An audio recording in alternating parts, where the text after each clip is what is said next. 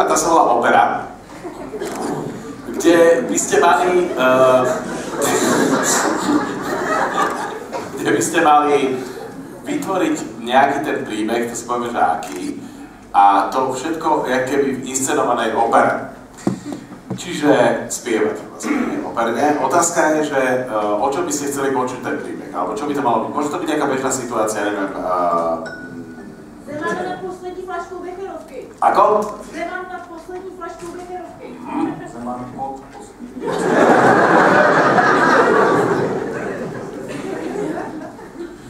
No, tak dajme si takú situáciu.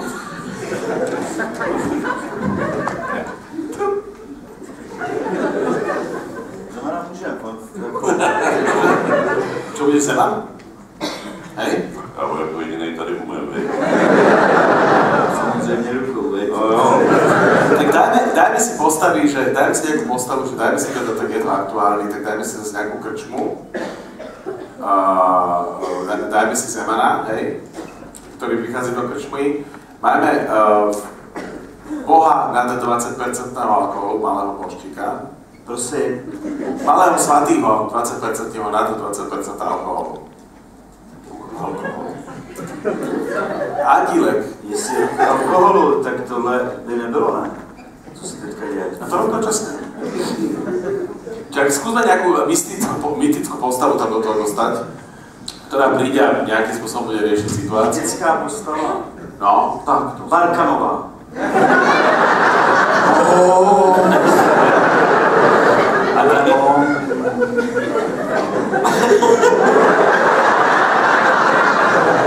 to mne by sa bavilo nejaké mytickejšia postavu už potom Párovková žena, nie? Mařekův mozek je mystická. Dobre, tak si to zahraj.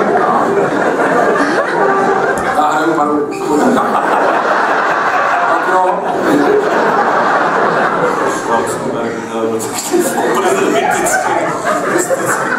Tak to som zvedavý, že som to vznikne nejaká debilóza. A to bude teda ten Žižník, alebo to bude tej krčme.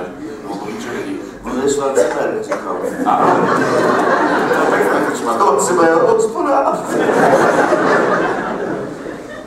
No každopádne, malo by sa to teda odpovedať. A malo by to byť opera, no som zvedavý, čo sa tam všetko zíde.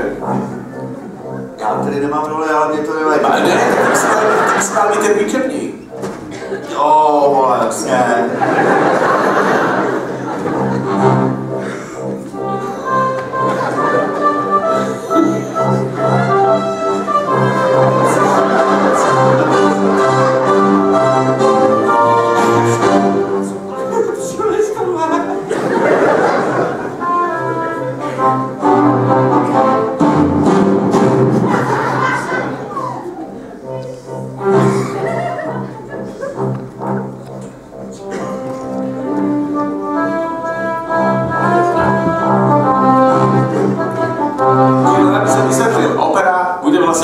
Tak jak reálna opera.